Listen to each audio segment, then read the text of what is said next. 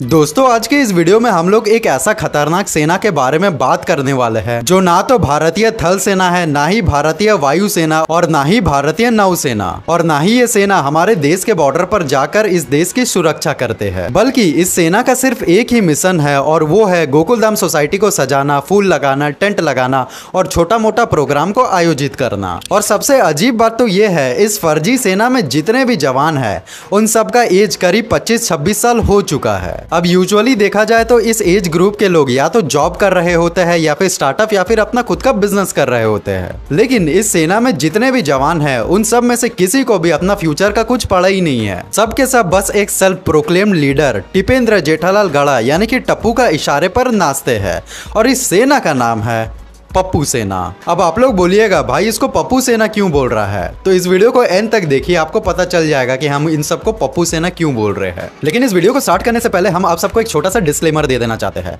ये वीडियो सिर्फ और सिर्फ एंटरटेनमेंट पर्पस के लिए है और हाँ, मेरे को मालूम है इट्स जस्ट अ शो, लेकिन अगर आप लोग इस वीडियो को ऐसा गोकुलधाम सोसाइटी मेंबर के पर्सपेक्टिव से देखोगे तब आपको पता चलेगा कि हाँ भाई यहाँ पे सच में बहुत ज्यादा गड़बड़ा है। तो अगर आप लोग इंटरेस्टेड है इस वाले वीडियो को देखने में तो इस वीडियो को एंड तक देखिए और एंजॉय कीजिए, अगर नहीं तो इस वीडियो को आप लोग यहीं पर स्किप कर सकते हैं। चलिए शुरू करते हैं। अब देखिए, इस शो का शुरुआती के कुछ सालों तक टप्पू सेना का कंसेप्ट बिल्कुल सही था, जब वो लोग 10-12 साल के बच्चे थे जिनका पूरा लाइफ बस स्कूल, फ्रेंड्स और क्रिकेट के अराउंड रिवॉल्व करता था। और तब तक ये सब देखने में बहुत ही ज्यादा अच्छा भी लगता था, क्योंकि बचपन में हर किसी का ग्रुप होता है, वो लोग मस्ती करते हैं, एंजॉय करते हैं और घूमते फिरते हैं। लेकिन अब प्रॉब्लम यहाँ पर यह है कि इनका बचपन का फेज कब का खत्म हो चुका है और अब ये लोग 10-12 साल के बच्चे नहीं है बल्कि 25-26 साल के नौजवान है। लेकिन फिर भी पप्पू सेना सोसाइटी में फोकट में टेंट लगाने का काम करते हैं।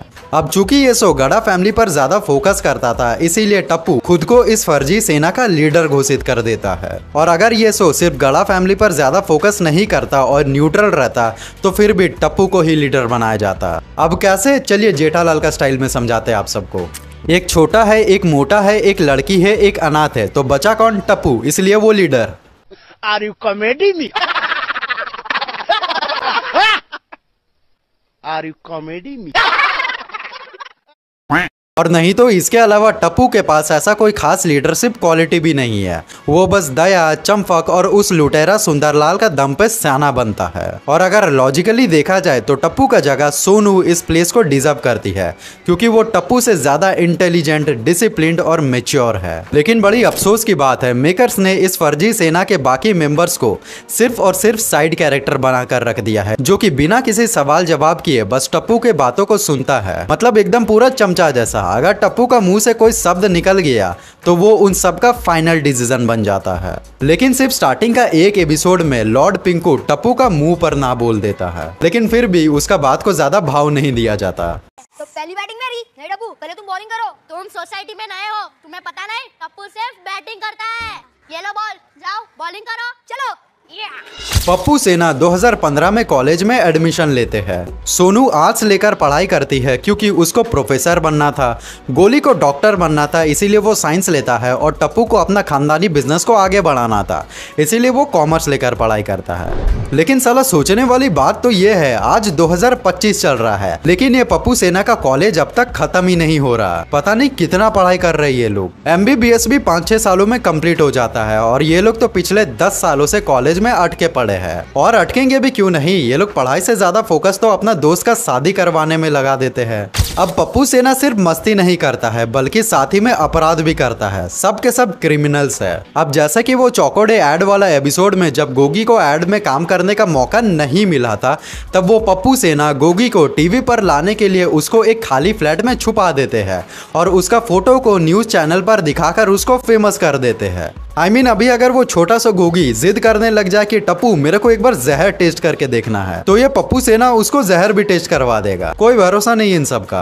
इसके अलावा एपिसोड 890 में जब पप्पू सेना बिना बीड़े से पूछे उसका स्कूटर को भंगार में बेच देता है, जो कि एक कानूनन अपराध है, और इस सीन को देखने के बाद सच में बहुत ही ज्यादा गुस्सा आया था। और अगर हम जेठालाल होते तो सबके सामने उसको बेल्टे बेल्ट मारते। और यहाँ पर चंपक का दोगलापन तो देखिए, टप्पू को बचाने के लिए कैसा इलॉजिकल जस्टिफिकेशन देता है। अरे लेकिन किसने बोला था इसका भला करने के लिए? तो तुझे भी किसने कहा था भला करने को?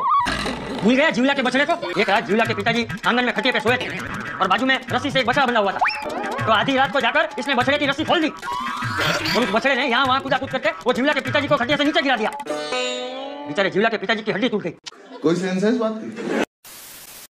इसके अलावा ये पप्पू सेना एक बार फिर से बिना बीड़े का परमिशन लिए उसका स्कूटर का नकली चाबी बनाते हैं और उसका स्कूटर को चुरा कर ले जाते हैं ताकि वो लोग चलाना सीखे। लेकिन वो लोग चलाना सीखते तो नहीं है, उल्टा स्कूटर का एक्सीडेंट करवा कर तोड़ देते हैं, जो कि फिर से एक कानूनन अपराध है। और वो नकली चाबी बनाने का आइडिया पक्का ये पप्पू सेना अपना लुटेरा सुंदर मामा से सीखा होगा। और इतना ही नहीं, एपिसोड 497 में ये पप्पू सेना जादू टोना करके बीड़े का 20,000 रुपए भी गायब कर देते हैं। और हद तो तब पार हो जाता है जब ये लोग नेशनल सिक्योरिटी तक को ब्रीच कर देते हैं। एपिसोड 2407 में जब लॉर्ड पिंकू पप्पू सेना को छोड़कर हमेशा हमेशा के लिए कनाडा शिफ्ट होने वाला था, तब पप्पू सेना बिना टिकट और पासपोर्ट के इंटरनेशनल एयरपोर्ट के अंदर जाकर पब्लिक अनाउंसमेंट भी करवा देते हैं। पिंकू, मैं बोल रहा हूँ। टप्पू, पिंकू मुझे पता है तू मुझे सुन रहा है। प्लीज यार एक बार मिल ले। देख कोई भी नहीं चाहता कि तू जाए। पिंकू, तुझे अपनी दोस्ती की कसम है।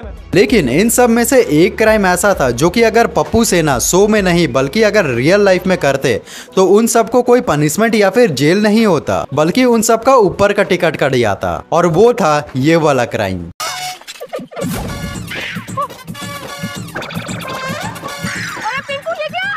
अब मैं बोलता हूं तेरे को, मिल मेरे को कई बार।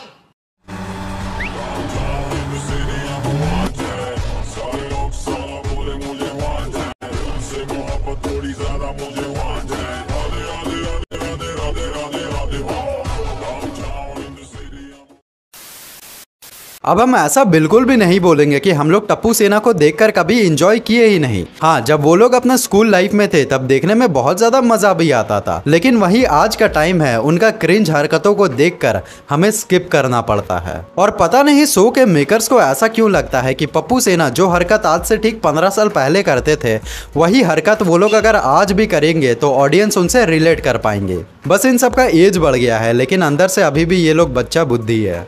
और यही वो रीज़न है कि भव्य गांधी, निधि और राज ने इस शो को छोड़ दिया है, क्योंकि इन सब का कैरेक्टर डेवलपमेंट पे फोकस नहीं किया जा रहा था। अब अगर शो के मेकर सच में इनका कैरेक्टर डेवलपमेंट करते तो आज शायद हमें टप्पू गड़ा इलेक्ट्रॉनिक्स में बिजनेस करता दिखाया जाता, सोनू एक प्रोफेसर बन चुकी होती, गोली एक डॉक्टर या फिर फूड ब्लॉगर होता, गोगी एक ट्रक ड्राइवर बनता और पिंकू एक जिम ट्रेनर बन जाता। लेकिन मेकर्स ऐसा थोड़ी करेंगे। अगर पप्पू सेना मैच्योर होकर अपना करियर पर फोकस करना चालू कर दे तो फिर सोसाइटी में टेंट लगाने का काम कौन करेगा। तो बस ये वीडियो यहीं तक था। अगर आप सबको पसंद आया तो इस वीडियो को एक लाइक करना मत भूलिएगा, और अगर आप लोग चैनल पर नए हैं तो चैनल को सब्सक्राइब करके नोटिफिकेशन बेल ऑन करना भी मत भूलिएगा, ताकि आने वाले अपडेट्स आप सबसे मिस ना हो। और पिछले वीडियो में हम लोग बात किए थे कि गोकुलधाम सोसाइटी की सबसे बेस्ट वाइफ कौन सी है। अगर आप लोगों ने उस वीडियो को अब तक नहीं देखा तो यहाँ पर क्लिक करके देख सकते हैं। और क्या आपको पता है बबीता जी जेठालाल और अय्यर दोनों को साथ में चूना लगाती है। जानने के लिए इस वाले वीडियो को चेक कर सकते हैं आप लोग, और ऐसे ही वीडियोस देखने के लिए हमें फॉलो कीजिए। Hope this helps.